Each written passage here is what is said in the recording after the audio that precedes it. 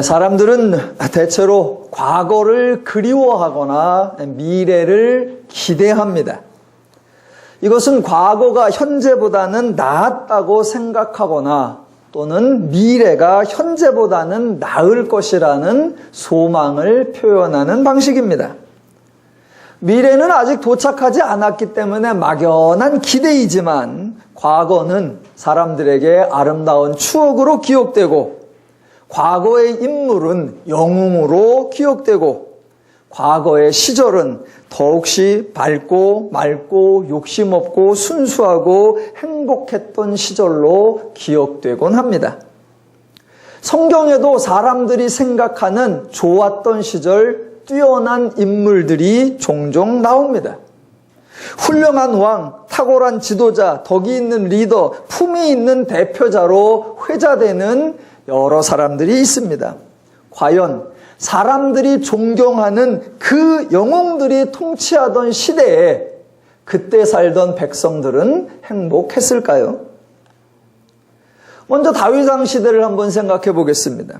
다윗은 이스라엘 역사의 가장 뛰어난 왕이고 장차 이스라엘이 회복돼도 다윗 왕의 시절이 회복되기를 기대하는 그런 위대한 영웅입니다. 다윗은 전쟁에서 골리앗을 무찌르는 것으로 등장하여 자그마치 40년간 전쟁을 치른 왕입니다. 이스라엘 영토를 확장하고 가나안 지역의 최초로 통일된 국가를 형성하고 여부스성을 정복하여 다윗성이라고 이름을 고치고 이스라엘의 수도로 만들었습니다. 대단히 훌륭한 일을 많이 했습니다. 그런데 여러분, 전쟁을 40년이나 하면 과연 백성들의 삶은 평탄했을까요? 각 가정마다 아들이 남아 있을까요? 또 군대에 간 사람들 중에 제대라는 개념을 가지고 있었을까요? 물론 다윗이 전쟁만 한 것은 아닙니다. 한동안은 전쟁을 통해 나라의 기초를 닦고 국방을 튼튼히 하여 나라를 번성하게 했습니다. 그렇게 나라를 번성하게 한 다음에는 무엇을 했을까요? 그 이후로는 온전히 덕을 베풀며 모든 백성을 행복하게 만들었을까요? 다윗이 어느 정도 나라를 안정시켜 난 후에 한 일은 온통 나라 안에 걱정거리, 근심거리, 문제거리를 만드는 일뿐이었습니다. 먼저는 다윗 자신이 자기의 장수의 아내인 밧세바를 범하는 사건을 일으킵니다. 그렇게 남의 아내를 빼앗는 것을 비롯하여 총 다윗의 부인이 알려진 것만 8명이고 그에게서 난 자녀들이 매우 많았습니다. 당연히 이복 형제들 간의 암투가 치열하게 발생합니다.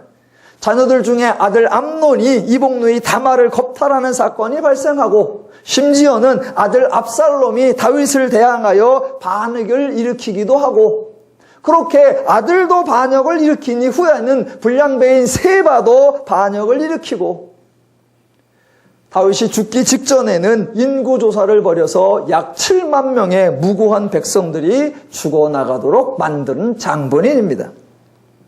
과연 다윗과 다윗 가족들 때문에 백성들은 제명에 살기 힘들었을 것입니다.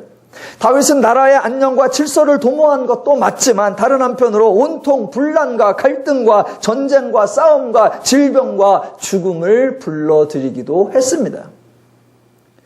제가 아마 다윗 시대에 살았다면 너무 살기 힘들다고 이민 가려고 했을지도 모르겠습니다. 두 번째, 또 하나 위대한 영웅으로 매우 탁월한 지도자로 인정받는 사람이 지혜의 왕 솔로몬입니다. 솔로몬은 정말 공짜로 부귀영화를 얻은 사람입니다. 솔로몬은 다윗과 밧세바 사이에서 난 아들입니다. 다윗과 밧세바 사이에서 난 첫 번째 아들은 불행하게도 난 지 7일 만에 죽음을 당했고 그 다음에 태어난 아들이 솔로몬이어서 다윗과 밧세바에게는 아주 귀하게 여겨졌고 금지옥엽으로 키웠습니다. 나이가 들었을 때 형 아도니아가 자기가 왕이 계승자라고 자랑을 할 때 다윗은 직접 솔로몬을 지명하여 왕으로 등극시켜 주었습니다. 솔로몬은 성장 과정에 어려움을 별로 겪어보지 않고 자랐습니다. 그래서 솔로몬의 통치는 한마디로 허랑방탕이고 다윗이 40년간 전쟁을 치루었다면 솔로몬은 40년간 토목공사를 하면서 지냅니다. 자기 왕궁을 짓고 또 성전을 짓고 또 여러 이방의 신전들을 지었습니다. 저와 여러분이 세계사에서 아시다시피 통치자가 자기 왕궁을 짓는 일에 집중하면 그 나라가 망한 것을 우리는 늘 알 수 있습니다. 그러니까 백성의 입장에서 생각하면 아버지 다윗 시대에는 40년간 전쟁 따라다니고 그 아들 솔로몬 시대에는 40년간 노역에만 착취당하는 그런 곤고하고 힘든 생활을 살았습니다. 제가 만약 솔로몬 시대에 살았다면 아마 촛불 시위라도 했을 것 같습니다. 백성들은 왕은 날마다 호의호식하고 왕은 온갖 이방의 잡신들을 다 데리고 왔지만 정작 백성들은 죽을 맛이었습니다. 그 증거가 솔로몬이 죽었을 때에 분명하게 나타납니다. 솔로몬이 죽고 그 아들 르호보암이 왕위에 올랐을 때 신하들이 만나서 첫 번째 한 부탁이 바로 이겁니다. 열왕기상 12장 4절 왕의 아버지가 우리의 멍에를 무겁게 하였으나 왕은 이제 왕의 아버지가 우리에게 시킨 고역과 매운 무거운 멍에를 가볍게 하소서였습니다. 참으로 죽을 맛이었습니다. 오죽하면 왕으로 등극하는 첫날에 이런 부탁을 할 정도이겠습니까? 또 하나 유명한 왕이 아합입니다. 열왕기상 17장, 18장, 19장 엘리야가 활동하던 시대에 이스라엘을 통치하고 있던 아합입니다. 솔로몬이 죽자 북왕국과 남왕국 유대로 이스라엘 나라가 분열되었습니다. 만약 솔로몬이 살기 좋은 세상을 만들어 놓았다면 사람들은 나라를 나누지 않았을 것입니다. 솔로몬 때문에 삶이 곤고했으니까 솔로몬이 죽자마자 나라가 분열되었습니다. 그리고 일정 기간이 지나서 북왕국의 아합의 시대가 되었는데 이 아합의 시대를 가장 대표적으로 묘사하는 사건이 갈멜살 사건이고 그 사건의 등장인물이 바로 450명의 바알 선지자들입니다. 즉 아합 왕 시대에는 이스라엘의 우상숭배가 가장 만연하고 우상숭배가 가장 번성하던 시대다라는 겁니다. 엘리야가 갈멜산으로 초청한 바알 선지자만 450명, 아사라 선지자만 400명, 어마어마한 숫자입니다. 정작 여호와의 선지자는 그 당시 오베드야가 숨겨주면서 겨우 목숨을 연명시킨 100명에 불과합니다.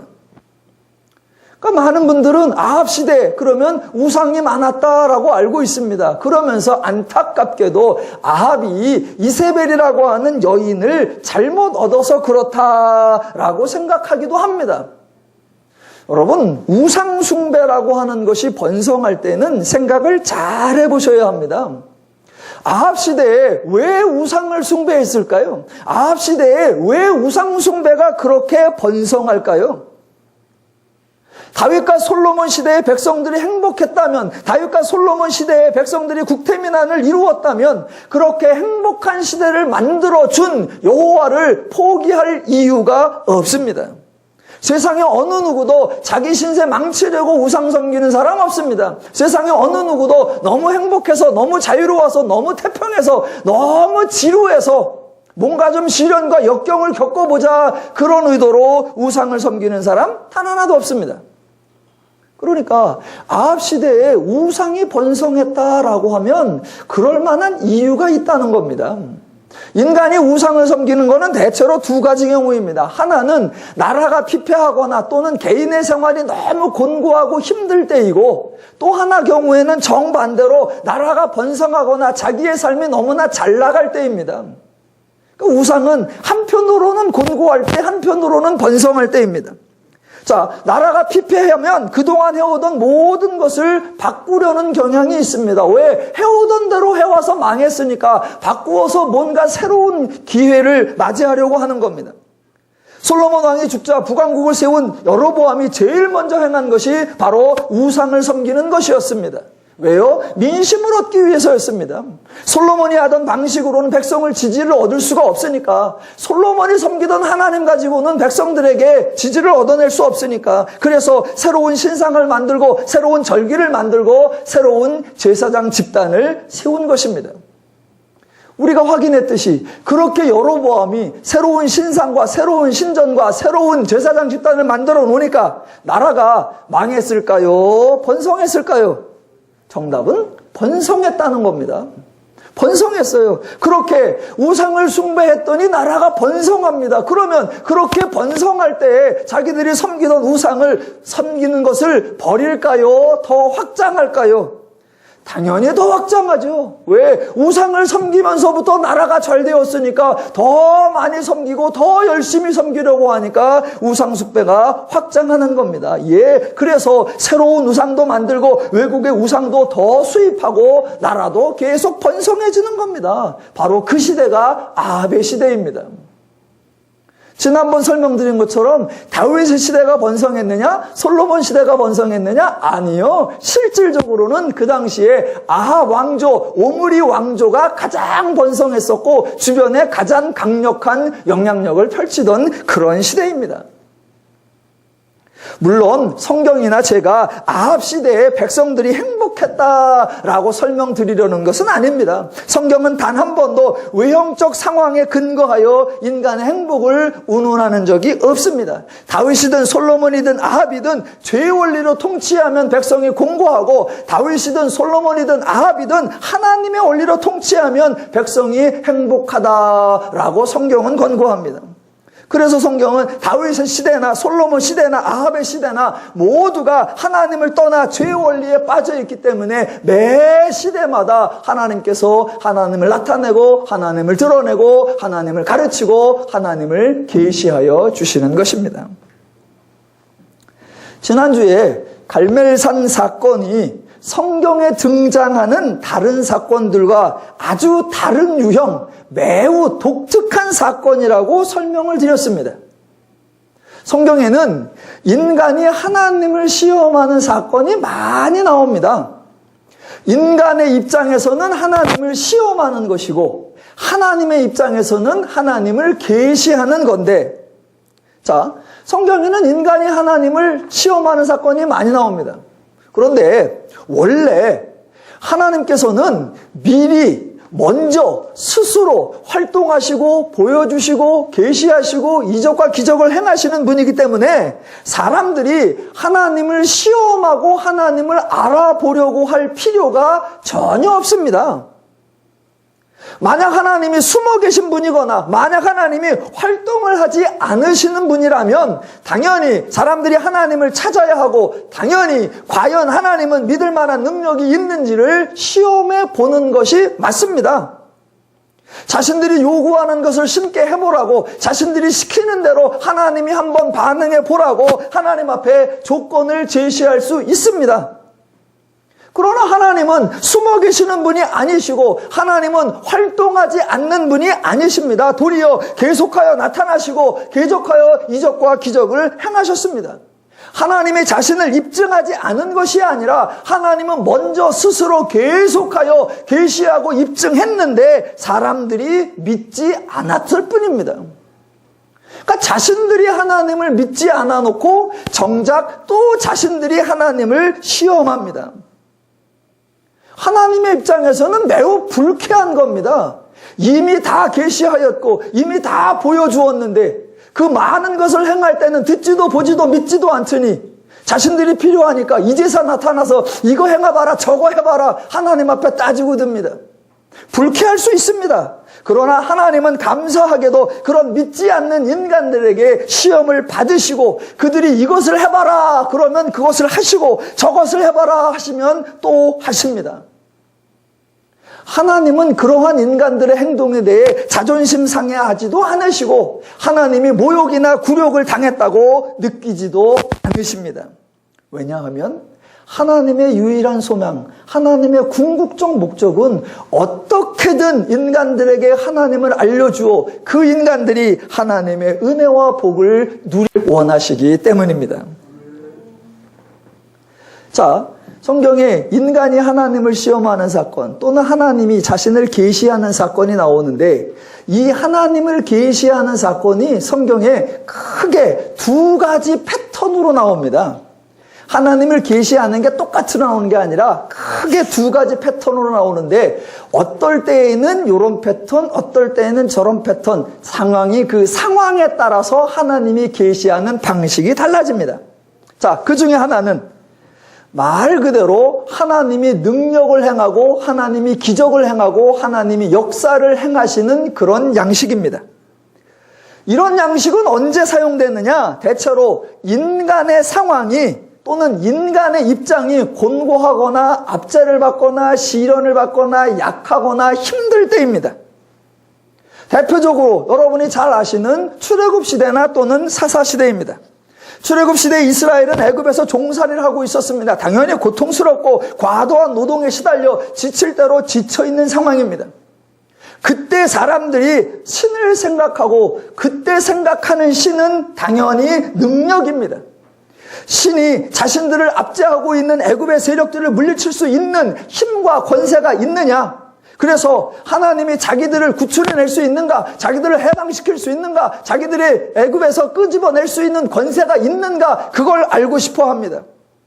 그래서 하나님이 그런 인간들에게 하나님을 계시하기 위해서 당연히 이적과 기적과 능력과 힘과 권세로 하나님의 위용을 드러내십니다. 하나님이 모든 우상을 이길 수 있으며 하나님이 이 땅의 모든 권세도 다 물리칠 수 있다는 것을 하나님이 친히 액션을 행하심으로 보여주십니다. 그래서 출애굽 과정 가운데 10가지의 놀라운 이적과 기적이 펼쳐지는 겁니다. 동일한 패턴이 사사시대에도 반복됩니다.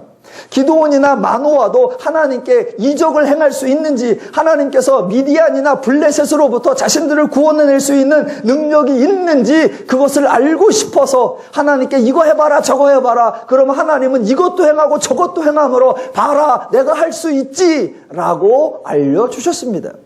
그러니까 인간이 연약할 때에는 당연히 강한 신을 구하게 되고, 그러니 그때에는 하나님도 하나님의 능력과 권세를 보여주는 그런 식으로 계시를 하십니다. 그런데 하나님의 계시 방법 중에 전혀 다른 유형이 하나 등장하는데 그게 열왕기상 18장에 나오는 갈멜산 사건이었습니다. 자, 갈멜산 사건을 제가 특징이 있는데 3가지만 구분해서 여러분에게 소개해 보겠습니다. 첫 번째, 갈멜산 사건은 일단 상황 자체가 기존의 계시 사건하고는 전혀 다릅니다. 아합이 통치하던 시기는 아까 말씀드린 대로 이스라엘이 이방의 압제를 받는 상황이 아니고 백성들이 곤고하거나 고통받고 힘들어하는 시기가 아닙니다. 아합이 통치하던 시기는 정반대로 이스라엘이 번성하여 강대국이 되었고 도리어 주변으로부터 조공을 받고 있으며 백성들은 나름대로 평안한 삶을 누리고 있던 그런 시기입니다. 바알과 아세라를 섬기면서 자기가 태평성대를 누리고 있습니다. 그래서 백성 중에 어느 누구도 하나님을 찾지도 않고 하나님을 구하지도 않습니다. 자신들이 섬기고 있는 바알과 아세라 신으로도 충분히 평안을 누리고 있기 때문입니다. 다른 신이 필요하지 않습니다. 그래서 바알과 아세라 외에는 다른 신을 섬기는 것을 금지하고 여호와 선지자를 잡아 죽이려고까지 했습니다.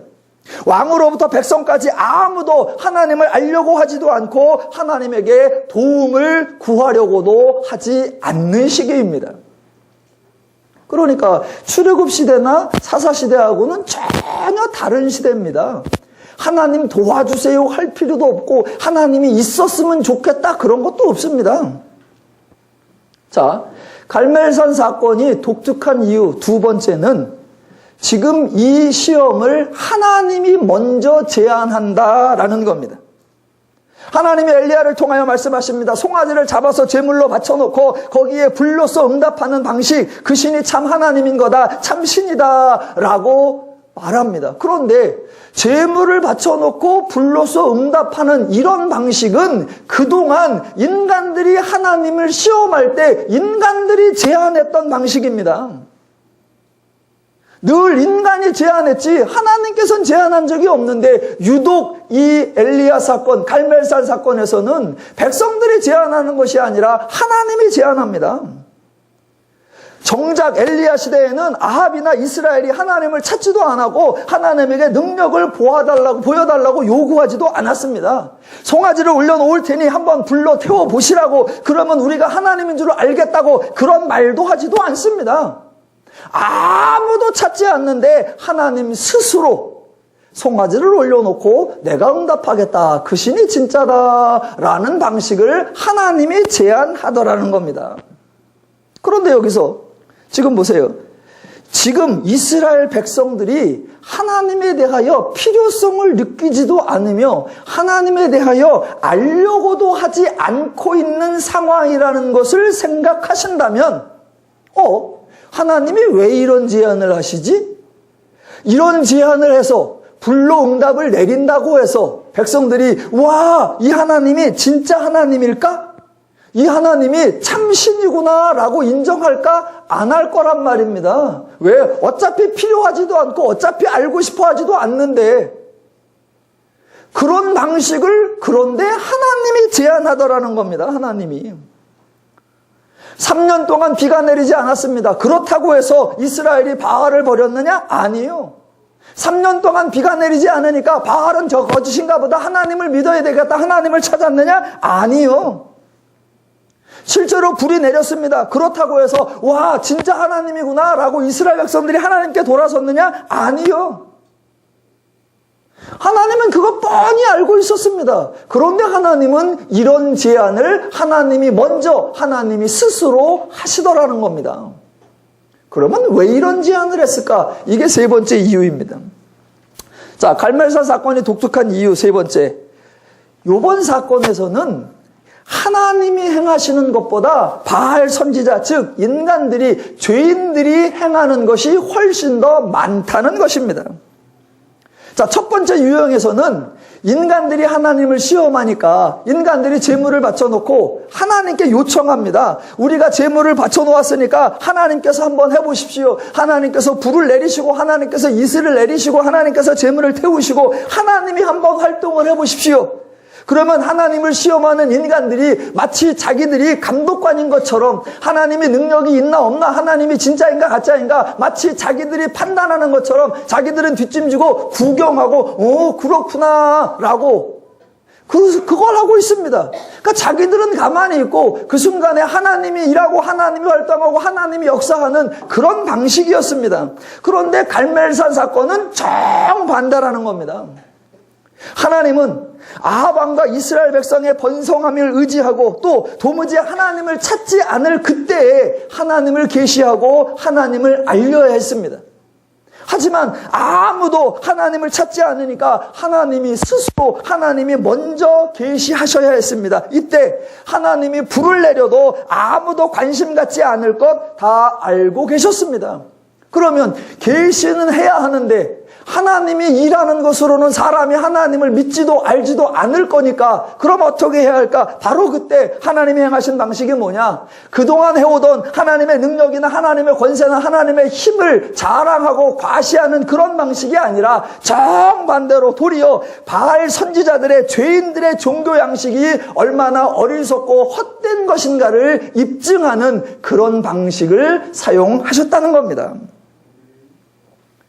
지금 아합 왕과 이세벨과 또 이스라엘 백성들은 지금 당장은 번성함이 있으니까 마치 바알이 참신인 줄 알고 하나님에 대하여 무관심하고 자신들이 섬기는 그 바알을 향한 종교 의식들이 모두 옳아 보이는 것처럼 여기고 있을 바로 그때에 그들의 종교 행위, 그들의 종교 활동, 그들의 종교 의식의 허구성을 스스로 확인해 보도록, 스스로 까발려지도록, 스스로 증명되도록 하나님이 유도하신 것입니다. 그래서 하나님이 많은 방식, 많은 능력을 행하신 것이 아니라 도리어 바알 선지자들로 하여금 많은 활동, 다양한 활동, 할 수 있는 모든 수단을 총동원하도록 하나님이 유도한 것입니다. 바알의 선지자들이 자신 있어 하고 우상의 선지자들이 신뢰하고 의지하는 모든 것 다 내어놓도록 제안하신 겁니다. 하나님이 옳다고 말해도 믿지 않을 것이고 우상이 틀렸다고 말해도 인정하지 않을 것이 뻔하기 때문에 실제로 너희들이 자신 있어 하고 너희들이 할 수 있다고 생각하고 너희들이 의지하고 너희들이 신뢰하는 거 그걸 한번 해봐라. 그리고 그것이 얼마나 어리석고 쓸모없고 헛된 것인가 그것을 너희들 스스로 확인해 보아라. 이렇게 하나님께서 만드신 겁니다. 그래서 열왕기상 18장 26절에 보면 그들이 아침부터 낮까지 바알의 이름을 불렀고 27절에 의하면 정오에 이르러 그들이 큰 소리로 부르고 그들의 규례를 따라 피가 흐르기까지 칼과 창으로 그들의 몸을 상하게 하였고 29절에 의하면 그들이 미친 듯이 떠들어 저녁 소제 드릴 때까지 이르렀다라고 합니다. 여러분 이게 시간상으로 아침부터 저녁 때까지이고 내용적으로 다양한 수단을 동원한 겁니다. 그냥 여러분이 애썼네 이러시면 안 됩니다. 여러분 지금 보십시오. 바알의 선지자들이 아침부터 정오까지 이름을 불렀다 그랬습니다. 그냥 바알 이럴 리가 없단 말입니다. 처음엔 그렇게 시작하죠. 안 되니까 점점 세지죠. 자, 정오까지예요. 한나절입니다. 그러다가 안 되니까 춤을 뛰었답니다. 그러다가 안 되니까 정오부터 저녁까지는 춤추며 미친 듯이 뛰면서 칼과 창으로 자기를 찔러가기까지 했답니다. 그러니까 하루 종일 그걸 한 겁니다. 어마어마하게 수고한 거고 자기들이 성경에는 불렀다, 춤추었다, 찔렀다 세 가지만 나오지만 할 수 있는 모든 걸 다 동원해서 400명이 100명씩 돌아가면서도 했다가 400명씩 다 하기도 했다가 가장 센 놈이 나오기도 했다가 별거 다 했을 거란 말입니다. 하루 종일을 그렇게 하루 종일 다 했는데 결과는 아무것도 없습니다. 그러니까 실제로 그 종교의식을 행하고 있는 바알의 선지자들이나 그것을 지켜보고 있는 아합 왕이나 그것을 구경하고 있는 백성들이나 아주 난감했을 겁니다. 왜? 시간은 점점 더 지나가는데 모든 수단은 다 드러났는데 아무런 일이 없으니까 그러니까 자신들은 수고하고 있는데 아무 결과가 없으니 스스로 참으로 민망했을 겁니다. 그리고 그 민망함의 절정은 자기들이 다 헛된 수고를 한 후에 엘리야가 나오더니 자기들과는 정반대로 아주 짧게 혼자 그것도 어떤 종교의식이나 행위도 없이 달랑 말 그래버리니까 불이 와버리는 그 순간에 자기들 종교의 활동과 의식과 모든 것들이 얼마나 허망한가를 스스로 체험하게 되었을 것입니다. 이렇게 인간이 수고하고 인간이 다양한 종교적 의식과 활동과 행위들을 했는데 그에 상응하는 아무런 결과가 없는 종교, 그런 종교 행위를 뭐라고 하느냐? 신약성경에서 예수님께서 외식하는 종교라고 말씀하셨습니다. 기독교는 인간이 행하는 종교가 아니고 기독교는 특정한 수단이나 특정한 방법을 사용하는 종교가 절대로 아닙니다. 기독교는 반대로 하나님이 일하시는 종교고 그 하나님의 일하심의 결과를 인간이 은혜와 선물과 축복으로 누리는 참으로 소중한 종교인 줄로 믿습니다. 그래서 하나님께서 자기를 계시하는 방식이 아니라 이 갈멜살 사건에서는 왜? 인간이 구하지도 찾지도 원하지도 않으니까 하나님을 드러내고 알려주어도 믿지도 않으니까 그 하나님을 능력과 이적을 행하는 방식으로가 아니라 도리어 인간의 모든 헛된, 인간의 무익한, 인간의 허망한 종교의 실체를 까발리는 것으로 이번에는 계시를 하신 것입니다. 자, 그 결과가 이제 19장으로 이어집니다. 1절을 보겠습니다. 아합이 엘리야가 행한 모든 일과 그가 어떻게 모든 선지자들을 칼로 죽였는지를 이세벨에게 말하니입니다. 아합은 왕이고 이세벨은 왕비입니다. 자, 아합은 갈멜산에서 있었던 일을 현장에서 모두 보았고 그거보다 더 중요한 일, 즉 3년 만에 여호와가 말하는 대로 비가 오는 것을 직접 맞으면서 왕궁으로 돌아온 사람입니다. 그런데 아합 왕은 비에 대하여는 전혀 언급하지 않고 하나님에 대하여도 전혀 언급하지 않고 딱 하는 말이라고는 엘리야가 바알 선지자를 죽였다 그 말만 합니다. 그러니까 아합이 전해주는 소식을 들은 이세벨은 전혀 놀래지도 않고 당황하지도 않고 두려워하지도 않습니다. 어떻게 하느냐고 발을 동동 구르지도 않고 그동안 여호와의 선지자를 죽였는데 앞으로 어떻게 무슨 일이 일어날까 두려워하지도 않습니다. 우리가 생각하기에 엄청난 사건이 일어났고 그 중심에 이세벨이 있어서 그런 얘기를 들으면 이세벨이 쪼는 척이라도 해야 되잖아요. 그런데 전혀 쫄지 않고 아주 당당합니다. 이세벨이 왜 이렇게 당당할까? 그 이유 아주 간단합니다. 갈멜산에서 불이 내렸어요. 맞아요. 그런데 불이 내렸다고 해서 달라진 것이 아무것도 없기 때문입니다.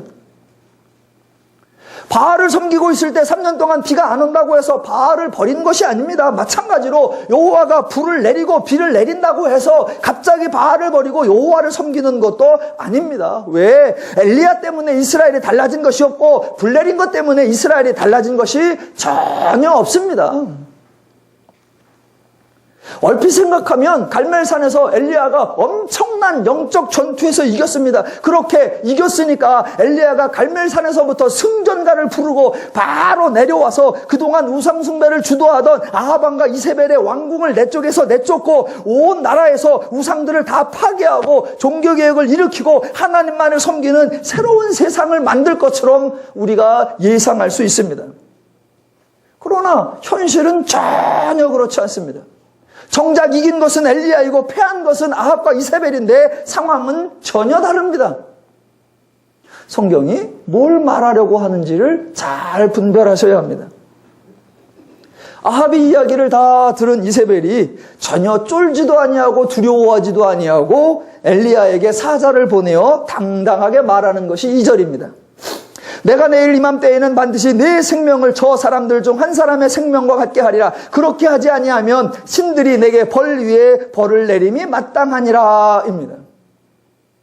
성경은 지금 엘리야를 통해 불을 내림으로 참 하나님을 증명하고 우상은 모두 가짜고 하나님은 진짜다 그렇게 말하려는 것이 아닙니다. 산에서 불을 확 내려서 모두가 볼 때 산전과 왕궁들이 다 타고서 봐 하나님이 진짜인 거 맞지? 꿇어 그렇게 말하는 것도 절대로 아닙니다.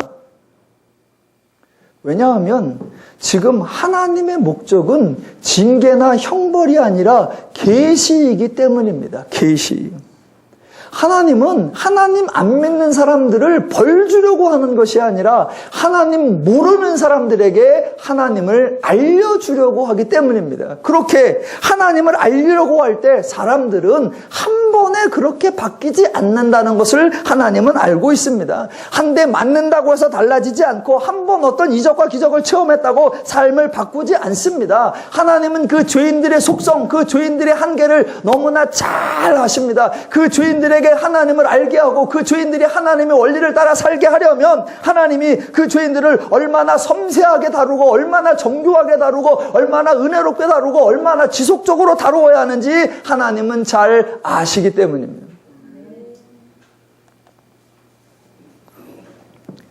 자, 18장의 갈멜산 사건과 19장의 엘리야가 도망하는 사건은 성경이 이방 종교와 하나님, 이방의 신과 하나님이 얼마나 다른가를 우리에게 극명하게 보여주는 장면입니다. 우선 바알 선지자나 이세벨의 말을 통해서 우상 종교의 특징을 2가지만 살펴보겠습니다. 우상 종교의 특징 첫 번째는 인간이 신을 불러야 한다라는 것입니다. 갈멜산에서 바알의 선지자들은 신을 불렀고 그 앞에서 뛰었고 어떻게든 신을 만나보려고 다양한 방법을 사용했습니다. 모든 우상 종교는 그와 같습니다. 인간이 신을 불러야 하고 인간이 신을 찾아야 하고 인간이 신의 비율을 맞추어 주어야 합니다. 그게 우상 종교예요. 그래서 우상 종교, 이방 종교, 죄인의 종교, 인간의 종교에는 신을 찾아 따서는 구도가 있고 신에게 합당한 예물을 드린다는 사고방식이 있는 겁니다. 그러나 기독교는 그렇지 않고 하나님은 절대로 그렇지 않습니다. 성경을 보시면 성경에서 인간이 하나님을 불러낸 적이 없습니다. 이스라엘이 하나님을 요청한 적이 없습니다. 하나님은 숨어 있다가 인간이 요청하니까 하나님이 등장하고 인간이 요구하니까 하나님이 그때사 자비와 긍휼을 베푸는 그런 방식이 아닙니다. 아담이 하나님을 먼저 부른 적이 없고 아브라함이 먼저 하나님을 찾아 나선 적이 없고 모세가 먼저 하나님께 가서 제발 도와달라고 간구한 적이 없고 사무엘이 먼저 밤마다 하나님께 부르짖은 적이 없고 다윗이 하나님 앞에서 피가 흐르기까지 칼과 창으로 자기를 찔러가며 이스라엘의 건국과 번성함을 달라고 요청한 적이 없고 엘리야가 어떻게든 하나님 앞에 쓰임받는 선한 일꾼, 준비된 일꾼이 되려고 애쓴 적이 없습니다. 기독교의 신 하나님은 언제나 먼저 인간을 찾아오시는 은혜로우신 분인 줄로 믿습니다. 인간이 찾기 전에, 인간이 부르기 전에, 인간이 자신의 문제를 깨닫기 전에, 인간이 회개하기도 전에, 인간이 잘못했다고 빌기도 전에 인간을 너무나 사랑하시기 때문에 무조건 편을 들어주시고 무조건 인간을 도와주시는 좋으신 하나님, 그분이 저와 여러분의 하나님이신 줄로 믿습니다. 또 하나 이방 종교의 특징은 지금 이세벨이 말한 대로 신이 인간을 저주한다라는 생각이 있다라는 겁니다. 이세벨은 신의 이름을 걸고 맹세를 했습니다. 내가 내일 이맘때에 반드시 내 생명을 저 사람들 중에 한 사람의 생명과 같게 하리라. 그렇게 하지 아니하면 신들이 내게 벌 위에 벌을 내림이 마땅하니라. 이게 바로 가장 어리석고 가장 미련하고 가장 천치 같은 이방 종교, 죄의 종교들의 특징입니다. 그러니까 자신에게도 신의 형벌을 내릴 수 있고 다른 사람에게도 신의 형벌을 내릴 수 있도록 생각하는 거, 지극히 비인간적이며 비인격적인 그런 건. 보세요. 지금 갈멜산에서 불이 내리는 역사가 일어났는데 지금 아합과 이세벨이 하나님을 전혀 두려워하지 않고 있다고 했습니다. 그런데 만약 이 순간, 만약 하나님이 갈멜산에서 불을 내리신 후에 곧바로 아합과 이세벨의 왕궁에도 불을 확 내버리시고 그 다음에 그 아합과 이세벨의 아들을 현장에서 막 불에 타서 즉사하게 만들어버리면 아합과 이세벨 당연히 하나님을 두려워하고 벌벌 떨겠지요. 하나님이 나의 행한 것에 대한 징계를 하셨구나, 하나님이 내게 벌 위에 벌을 내리셨구나 라고 두려워하겠지요. 그런데 그 다음이 뭘까요?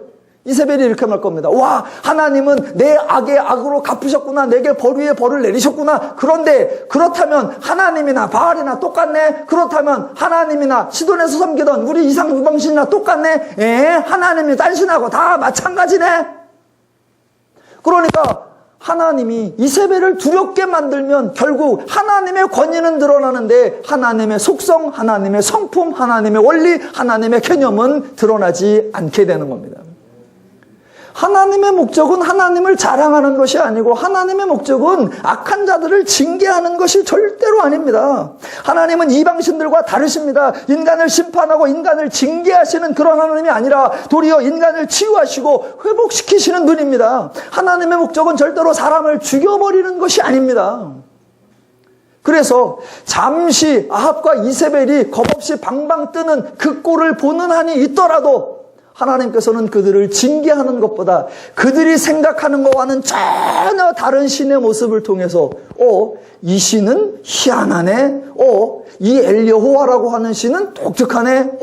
이 엘리야가 섬기는 하나님은 참 희한하구나. 그 하나님의 다른 속성, 하나님의 다른 차원, 그것을 지금 알려주려고 하는 겁니다.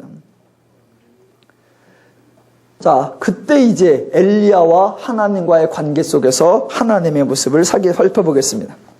이세벨이 보낸 사자가 엘리야를 만났고 그렇게 이세벨이 한 말, 즉 자기를 죽이겠다는 말, 만약 엘리야를 죽이지 못하면 신이 자기에게 벌 위에 벌을 내림이 마땅하다라는 그 말을 엘리야가 다 전해 들었습니다. 여러분, 이세벨이 그렇게 위풍당당하게, 그렇게 살기가 살벌하게 그렇게 말하는 것을 다 들은 엘리야의 마음이 어떨까요? 당연히 두려울 것입니다. 이세벨이 눈 하나 깜짝하지 아니하고 도리어 자기를 죽이려고 덤비는 그 막무가내식 행동에 도리어 엘리야가 어쩔 줄 모르는 겁니다. 두려움을 느끼고 그 엘리야가 도망을 갑니다. 3절, 그가 이 형편을 보고 일어나 자기 생명을 위해 도망하여 유다에 속한 부엘세바에 이르러입니다. 그러니까 엘리야는 북왕국에 속한 사람이고 갈멜산도 당연히 북왕국의 북서쪽에 있는 지역입니다. 그런데 지금 엘리야가 유다에 속한 부엘세바로 왔다 그럽니다. 그러니까 북쪽에 있던 사람이 남쪽으로 넘어온 겁니다. 오늘날로 말하면 해외 도피한 겁니다. 해외 도피. 자, 그렇게 해외 도피를 해서, 자, 브엘세바에서 광야로 들어가 로뎀나무 아래에서 하나님께 간청합니다. 그러니까 엘리야가 하나님께 간청한다 그러면 대부분의 사람들은 와, 엘리야가 죽을 것 같으니까 하나님께 살려달라고 매달렸구나, 하나님께 도와달라고 부르짖었구나 라고 생각하고 싶습니다. 그런데 상황은 전혀 다릅니다. 4절 중간에 보시면 자기가 죽기를 원하여 이르되 여호와여 넉넉하오니 지금 내 생명을 거두시옵소서. 나는 내 조상들보다 낫지 못하니이다 입니다. 이게 뭔 말인지 조금 혼돈이실 텐데 그 본문에 보면 여호와여 지금 내가 넉넉하오니 라고 나오는 그 넉넉하오니는 제가 여유롭습니다, 지금 살 만큼 살았습니다, 그런 얘기가 아닙니다. 제가 지금 그동안 받은 은혜가 너무 큽니다, 그런 의미가 전혀 아닙니다. 넉넉하오니라는 말은 그냥 단순하게 많다, 넘치다, 크다입니다. 이게 무슨 말이냐면 지금 하나님 이 상황이 나한테는 너무 큽니다. 나에겐 너무 큰 짐으로 옵니다. 내가 감당하기에는 너무 짐이 많습니다. 부담이 너무나 많습니다. 그런 표현이에요. 그러니까 많다, 넘치다, 풍성하다인데 그걸 지금 번역을 넉넉하오니 그래서 엘리야가 이제 삶을 초월해서 하나님 그동안 받은 은혜도 괜찮으니까 이제 죽어도 괜찮아요, 이런 얘기가 아닙니다. 지금 주쟁랑을 쳐가지고 와, 내가 너무 감당하기가 힘듭니다, 그거예요. 그 똑같은 내용을 다르게 표현한 게 그 다음에 나오는 나는 내 조상들보다 낫지 못하니이다. 이게 뭔 말이냐면 나는 살아있고 조상들은 죽었잖아요. 그런데 지금 내가 살아있는 형편이 죽은 조상들보다 낫지 못하다. 즉 살아있는 게 아니다. 차라리 죽은 조상들이 훨씬 더 마음 편하고 나는 훨씬 두렵고 떨린다. 차라리 죽은 게 낫다, 이런 겁니다.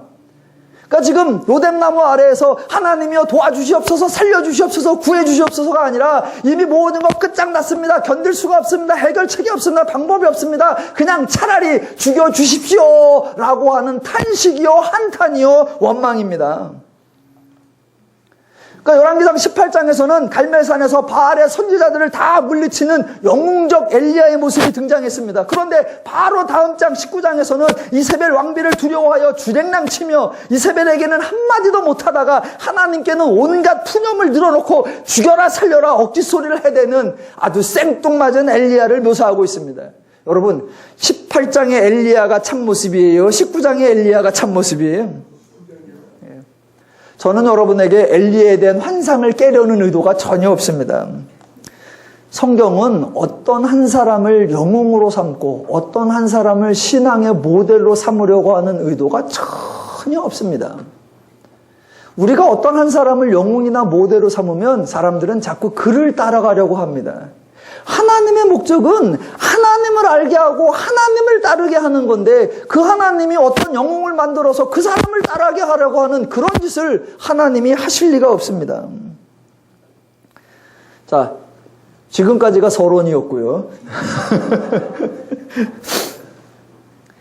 지금 오늘 결론이 뭐가 되냐면 저와 여러분은 엘리야가 무엇을 하였는가, 엘리야를 알려고 하는 것이 아니라 하나님이 어떻게 하셨는가, 하나님에 대하여 알려고 하는 겁니다.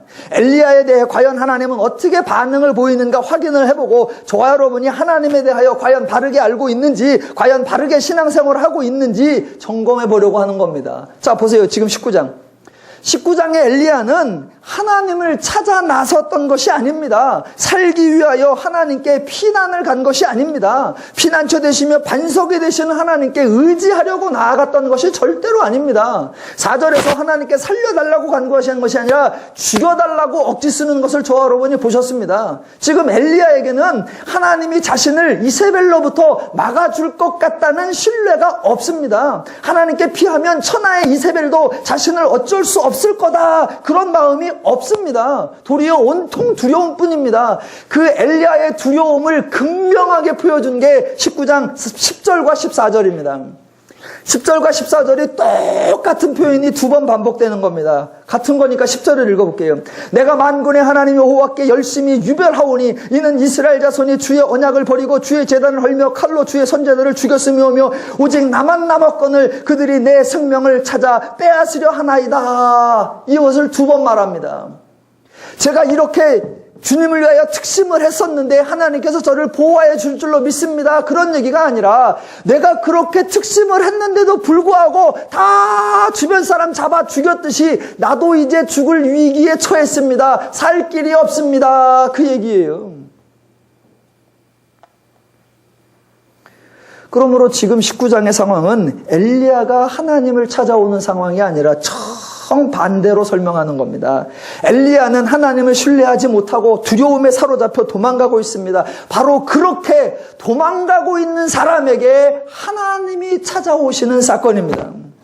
하나님은 하나님을 신뢰하지 못하는 자, 자신을 위협하는 사람을 두려워하는 자, 하나님께 불평하는 자, 바로 그 엘리야에게 심판과 책망과 꾸중을 내리려는 것이 전혀 아닙니다. 도리어 또한 하나님을 피해가는 자, 하나님을 벗어나려고 하는 자, 하나님에게서조차 도망가려고 하는 그 사람에게 찾아오십니다. 지금 위기의 상황에 엘리야가 하나님을 찾아가는 것이 아니라 엘리야조차 하나님을 포기한 그 순간에 하나님은 그를 찾아오시고 하나님은 그를 방문해 주시고 하나님은 그를 친히 도와주신다는 것입니다. 그렇게 엘리야가 모든 두려움 가운데 도망가서 하나님 앞에 살려달라는 것이 아니라 하나님도 자기를 지킬 수 없을 것 같으니까 차라리 죽이라고 하나님 앞에 원망과 탄식을 하고 있을 그때에 하나님께서 엘리야에게 나타나셨습니다. 지금 엘리야가 도망가고 있는 거 뻔히 알고 계십니다. 지금 북쪽에서부터 남쪽 유다에 속한 부엘세바까지 왔습니다. 거기가 최종 목적지가 아니라 더 도망가서 어디까지 저 남쪽 더 이상 바다 끝 갈 데가 없는 호렙산까지 도망갈 거라는 것도 다 알고 있습니다. 그렇게 도망가는 엘리야에게 하나님이 나타나셔서 하시는 이 일이 5절로 7절입니다. 천사가 그를 어루만지며 그에게 이르되 일어나서 먹으라 하는지라. 본즉 머릿맡에 숯불에 구운 떡과 한 병 물이 있더라. 이에 먹고 마시고 다시 누웠더니 여호와의 천사가 또 다시 와서 어루만지며 이르되 일어나 먹으라입니다. 5절로 7절에 두 번 반복되는 표현이 뭐냐? 그를 어루만지며입니다. 하나님은 엘리야가 도망가는 것을 막으시는 것이 아니라 도리어 어루만지시며 책망하는 것이 아니라 더 멀리 도망갈 것을 알고 계시면서 도망갈 힘을 주시는 것입니다. 여기서 하나 제가 재미난 거 해볼게요. 원래 설교 시간에 히브리어를 잘 안 쓰는데 오늘 한 번만 좀 써볼게요. 아까 4절에서 주여 뭐라고 나왔어요? 내가 죽기를 원하나이다. 여호와여 넉넉하오니라고 했잖아요. 넉넉하오니. 많다, 풍성하다, 넘치다 이런 단어예요. 히브리어로 라부라고 하는데 하나님 제가 지금 라부합니다. 제 상황이 너무 과분합니다. 제 상황이 너무 무겁습니다. 제 짐이 너무나 버겁습니다. 하나님 제가 라부합니다. 이렇게 탄식을 했단 말입니다. 그랬더니 하나님께서도 지금 그를 어루만지셔 깨우시면서 하나님 제가 라부합니다. 그랬더니 하나님도 너 지금 라부하지 이렇게 말씀하세요. 그런데 그 라부를 번역을 전혀 다르게 해놔서 여러분이 아무도 눈치를 못 채요. 4절에서는 넉넉하오니라고 번역을 했고요. 그게 7절에서는 여호와의 천사가 또 와서 이르되 어루만지며 이르되 일어나 먹으라. 내가 갈 길을 다 가지 못할까? 요게 라부예요. 다 가지 못할까? 하나님 제 짐이 너무 라부합니다. 너무 무겁습니다. 너무 많습니다. 그러니까 하나님께서 지쳐있는 엘리야를 어루만지셔 깨우시면서 떡과 물을 먹이시면서 야, 너 아직 도망갈 길이 라부다. 너 도망갈 길이 많다. 너 도망갈 길이 많이 남았다. 하나님 제 짐이 너무 라부합니다. 네 도망갈 길이 라부다. 그러니 먹고 힘내라. 재밌죠? 이게 이런 언어의 랭귀지 플레이를 알면 훨씬 더 재밌습니다. 자, 여하튼 자기를 위협하는 사람을 두려워하여 하나님에게조차 탄식하며 피난가고 있는 그 엘리야. 명색이 하나님의 선지자요. 바로 직전에 불을 내리시는 하나님을 체험한 선지자가 사람의 협박에 두려워서 멀리 도망하며 협박하는 사람들에게는 한마디도 못하고 도리어 하나님께 온갖 악담을 퍼붓는 그 선지자에게 하나님은 직접 찾아오시고 음식을 주시고 힘을 주십니다. 하나님의 자상하심이 느껴지십니까? 신을 만나기 위해 신의 이름을 부르고 그 앞에서 춤을 추며 자기 몸에서 피가 나기까지 찔러도 응답하지 않았던 이방 종교의 신과 완벽하게 대조되어 자상하고 친절하고 고마우신 하나님 느껴지십니까? 혹시 신앙생활을 하시면서 자신의 잘못된 신앙 때문에 또는 신앙인답지 못한 어떤 행동 때문에 행여 하나님이 심판하실까, 행여 하나님이 벌 주시진 않으실까 두려워하십니까? 하나님이 무섭고 떨리고 하나님에 대한 어떤 공포감에 사로잡힌 적이 있습니까? 오늘 본문을 통해 하나님은 두려운 분이 아니라 징계나 형벌을 하는 분이 아니라 우리를 찾아오시며 우리를 치유하시며 우리를 회복하시며 우리를 도우시는 좋으신 하나님으로 하나님에 대한 생각, 하나님에 대한 개념이 바뀌시기를 주님의 이름으로 부탁을 드립니다. 하나님은 나를 도와주시는 좋으신 하나님인 줄로 믿습니다. 내가 찾지 못할 때, 내가 구하지 못할 때, 내가 바라지 못할 때에도 나는 못해도 하나님이 나를 아시고 나는 안 해도 하나님은 나를 위해 주시기 때문에 우리의 삶 속에 하나님이 약속하신 평화와 안녕과 행복이 넘쳐날 줄로 믿습니다. 성경을 읽으시고 성경에서 소개하는 나를 찾아오시는 하나님, 나를 도와주시는 하나님, 나를 축복하시는 하나님을 알아가시고 그 하나님 때문에 자유로운 신앙생활, 평안한 믿음생활, 즐겁고 신나는 교회생활 되시기를 주님의 이름으로 축원합니다.